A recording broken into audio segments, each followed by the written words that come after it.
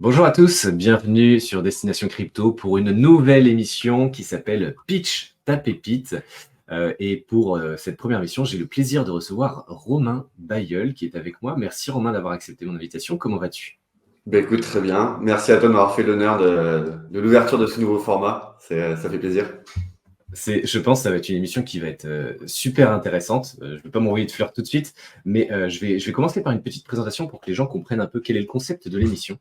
Donc j'ai pris un nom un petit peu fun, Pitch ta pépite, parce que ça représente bien finalement ce que cette émission va être. Donc quelqu'un va venir pitcher, donc en l'occurrence Romain Bailleul aujourd'hui, va venir pitcher une pépite, donc un projet ou quelque chose qui lui plaît en ce moment autour de l'univers Web3, blockchain, crypto, pour amener de la valeur à l'audience qui regarde cette émission.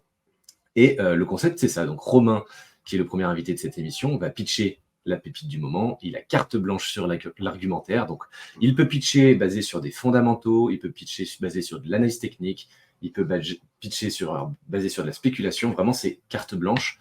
L'idée, c'est juste de mettre en avant quelque chose qui amène de la valeur et qui est une opportunité, on va dire, un peu du moment.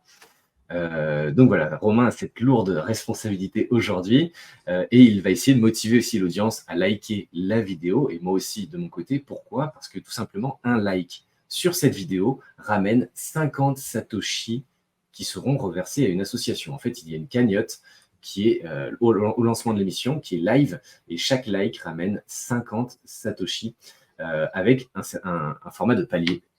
Donc au bout de 10 likes, on est au format crevette et on ramène donc 500 Satoshi. Et vous voyez, comme ça, plus il y a de likes, plus on monte dans les paliers jusqu'au statut crabe, dauphin, requin, voire baleine. Ce serait fantastique d'y arriver, mais bon, pour une première mission, on va rester un peu les pieds sur terre. Mais voilà, plus il y a de likes, plus il y a de paliers qui sont franchis et de Satoshi qui sont reversés à une association. Et bah voilà, si on peut au passage, grâce à notre activité, notre contenu sur YouTube et grâce à la valeur que va amener Romain aujourd'hui, transmettre un peu de cette valeur sous forme de Satoshi à une association, bah, ça nous permet à la fois d'amener de la valeur à l'audience, mais aussi d'aider une association. Donc, c'est quand même plutôt sympa et c'était vraiment important pour moi d'apporter cette dimension-là de don. Alors, pour vous informer sur la cagnotte, c'est la première émission, mais je le rappellerai à chaque fois, c'est que la cagnotte va être live pendant à partir de cette émission, à la publication de cette émission, mais jusqu'à l'émission suivante. C'est-à-dire que si la prochaine émission, l'émission numéro 2, se déroule dans 3 semaines, et bien pendant 3 semaines, la cagnotte est live. Et c'est vraiment lors de l'émission numéro 2 qu'on fait le bilan de cette première émission avec Romain. Donc voilà, n'hésitez pas à continuer de liker, même 2 semaines après la publication de cette émission.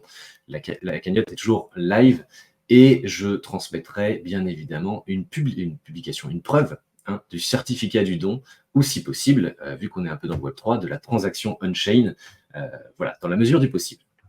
Donc tout sera réglo, les fonds viendront d'un wallet personnel que j'ai et voilà, ce sera sans doute des transactions on-chain via des Satoshi, enfin voilà, via des BTC. L'association du jour, on en a discuté un peu avec Romain, on a voulu commencer par Fondation Toulouse Cancer Santé, pardon. Pourquoi? Parce que déjà, donc, c'est une association qui accepte les dons en Bitcoin, qui favorise les collaborations entre enseignants, chercheurs, médecins, entrepreneurs. Elle développe la recherche dans le domaine de la santé et particulièrement dans la lutte contre le cancer. Et être donateur, c'est s'engager dans la lutte contre le cancer aux côtés des patients, des médecins et des chercheurs. Alors, n'hésitez pas à liker voilà, l'idée c'est vraiment que cette vidéo, elle ait une belle exposition, qu'il y ait du like, parce que plus il y a de likes, vous l'avez compris, plus la cagnotte augmente et plus le don est important à cette association qui bosse vraiment d'arrache-pied pour lutter contre le cancer. L'invité du jour, Romain Bailleul. Écoute, Romain, je vais te laisser 2 minutes pour te présenter et ensuite on verra un peu comment va se dérouler l'émission. Je te laisse la parole. Ouais, avec plaisir. Du coup, en quelques mots, je suis effectivement le cofondateur de Lamine. Je me suis intéressé au Bitcoin depuis à peu près les années 2016-2017. Après un premier parcours de carrière où j'étais dans le milieu de la santé, donc pour info, j'étais infirmier et commercial santé. J'en ai eu un petit peu marre du manque de moyens humains et financiers à l'hôpital, donc je me suis intéressé. C'est quoi l'argent? Comment fonctionnent les banques centrales? Comment ça fonctionne un peu tout ce système? C'est ce qui m'a amené à mettre le doigt dans l'engrenage du Bitcoin, initialement sur la partie, on va dire, plus monétaire. Et on n'imprime pas de l'argent gratuit, contrairement aux banques centrales, mais il y a un nombre de Bitcoin final qui est décidé, c'est-à-dire 21 millions, donc une total supply. Donc, je suis rentré par ce biais-là. Et puis, du coup, ça fait depuis 2019 maintenant que je gravite dans cet écosystème. Et ça m'a amené effectivement à monter ma boîte avec mon associé Éloi, qui s'appelle Lamine. Donc, ça fait 2 ans, ça va faire 2 ans bientôt, voilà, au mois d'août que notre boîte existe. Et notre mission, elle est simple. On va accompagner des startups, des scale-up, ça peut être aussi des PME, sur leur go-to-market, sur comment préparer une levée de fonds, comment aller pénétrer son marché, comment préparer des livrables, des outils pour faire son premier chiffre d'affaires, ou en tout cas avoir ses premiers leads. Donc, on est vraiment sur cette partie-là, vraiment marketing et sales, qui sont nos cœurs de métier. On touche pas mal aussi au no-code, au gros hacking, et on fait de la valorisation de boîtes. Bon, bref, on est un petit peu les advisors à the service des entreprises, qui permet aussi une chose qui est assez importante, c'est d'avoir un avis extérieur. Parce que quand on a la tête dans le guidon, et je suis bien placé pour le savoir, c'est difficile de voir ce qui nous paraît évident. Et nous, on a aussi ce rôle-là, un peu de temps en temps, de leur taper sur les doigts, mais dans l'aspect bienveillant, en leur mettant le nez dans ce qu'ils n'ont pas forcément envie de voir ou ce qu'ils voient peut-être plus. Donc, c'est un petit peu notre mission chez Lamine. Et après, en parallèle, suite à ça, ça m'a amené à être jury de quelques écoles blockchain, de donner des cours aussi en école supérieure, de faire des conférences. Et avec toujours cette volonté d'éduquer, de vulgariser et de partager ma passion pour les nouvelles tech.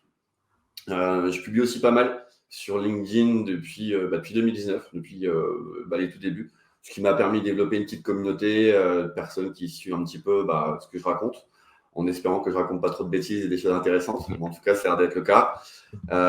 Et puis, voilà. Je pense que j'ai apporté le tour. Ce qu'il faut rappeler juste, tu l'as pas mentionné, mais tu as aussi fait une intervention à TEDx. Non, c'était pas Ouais. TEDx, c'était… Si, c'est TEDx, ça. ouais, c'est ça. TEDx, et donc tu as pitché pendant quelques minutes quelque chose. C'est pour ça que j'ai pensé à toi, parce que je me suis dit, qui pourrait venir pitcher pour la première émission, pour lancer tout ça? Et je me suis dit, quelqu'un qui a de l'habitude de pitcher. Et donc, Romain qui a pitché pour TEDx. Donc voilà, c'est pour clôturer un peu ton profil. En plus de ça, tu as des qualités pour parler et pour présenter certaines choses. Et donc, voilà, on se retrouve sur la timetable. Donc, comment va s'organiser cette émission? On est sur un format rapide de 20 minutes. 2 minutes pour rappeler le concept de l'émission, je viens de le faire. L'association du jour, donc Toulouse Fondation Cancer Santé. Et 2 minutes pour faire le bilan de l'émission précédente, parce qu'il faut savoir qu'il y a une cagnotte qui sera live à chaque émission. Et donc, à chaque fois que je reprendrai la parole pour une nouvelle émission, je devrais faire le bilan de l'émission précédente avec la cagnotte, montrer combien de Satoshi on a accumulé et ensuite faire la preuve sur les réseaux sociaux. Donc, tu auras aussi un temps dédié pour ça. Un temps pour présenter l'invité, donc Romain vient de le faire. Et ensuite, on bascule sur la partie ultra intéressante, qui sont les 5 minutes de pitch de l'invité. Et donc, ça va démarrer là dans quelques secondes. Ensuite, j'aurai 5 minutes pour poser des questions aussi supplémentaires à Romain par rapport à ce qu'il va nous mettre en avant. Et on garde quelques minutes de marge si besoin pour continuer d'échanger. Mais globalement, on est sur un format assez court. Et c'est parti. Je propose à Romain de démarrer maintenant et je vais mettre un timer aussi en route, comme ça on pourra vraiment tenir les 5 minutes. T'es prêt, Romain? Allons-y. Allez, 3, 2, 1, c'est parti, tu peux pitcher.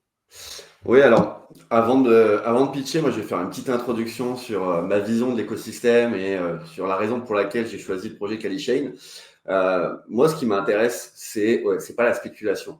Donc, même si en introduction, j'avais expliqué que j'étais arrivé sur le côté monétaire, après, quand j'ai vu Ethereum arriver, intelligent, je me suis dit, mais c'est génial, on peut en faire des choses. Parce que Bitcoin, c'est mignon, on se l'échange, on le thésaurise, on le stocke, on paye avec. Ok, c'est génial.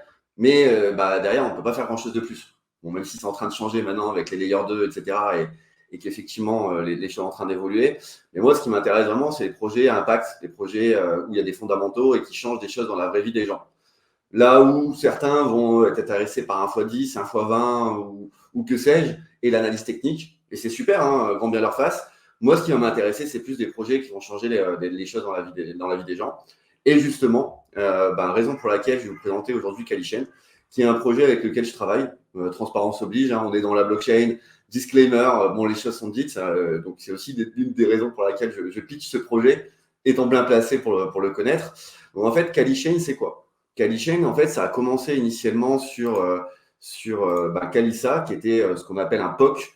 Donc, pour ceux qui nous écoutent et qui ne savent pas ce que c'est un POC, c'est une preuve de concept.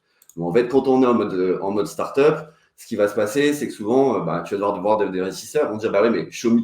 montre-moi que ton truc il marche.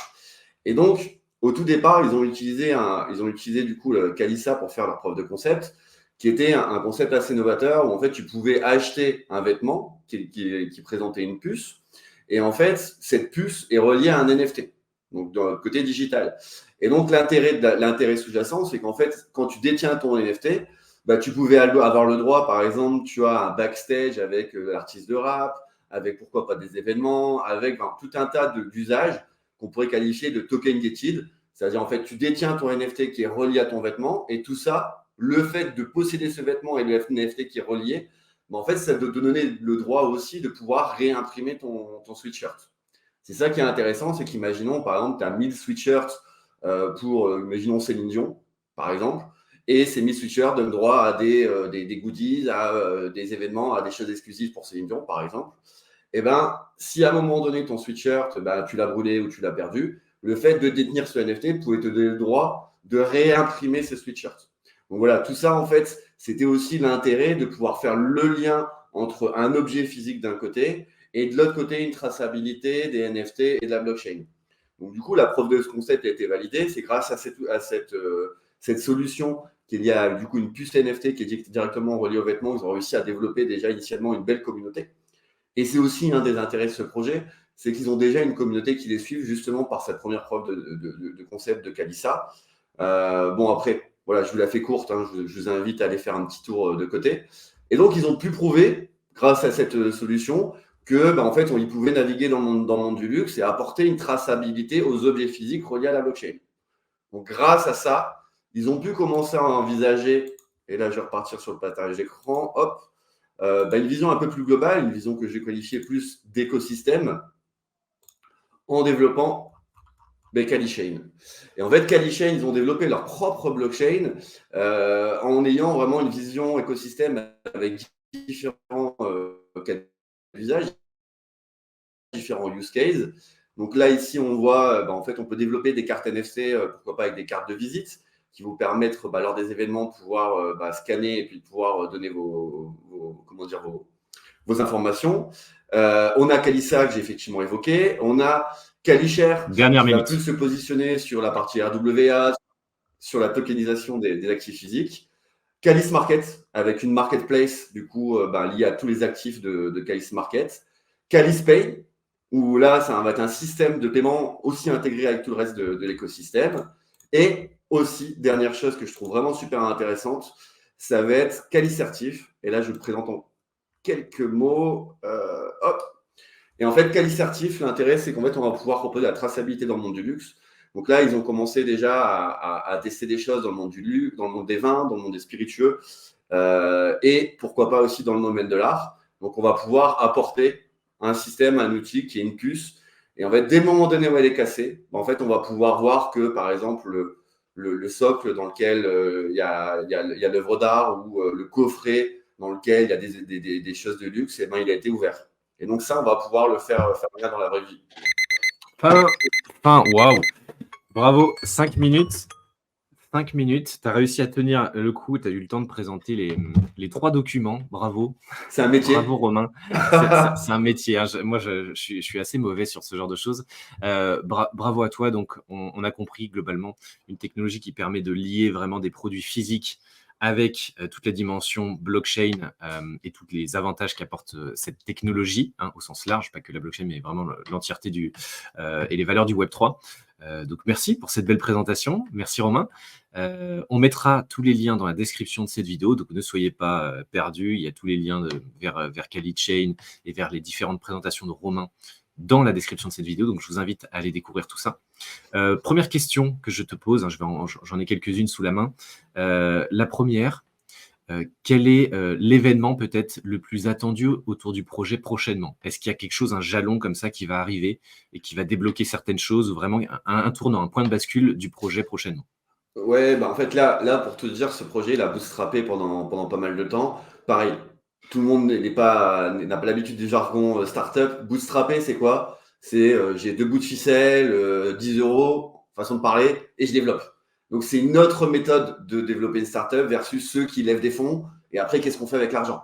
entre guillemets. Je vulgarise vraiment. Et eux, ils ont vraiment eu cette démarche de bootstrapper, de tester, etc. Ils ont travaillé, entre guillemets, pour avoir l'image d'Épinal, ils ont travaillé dans leur cave.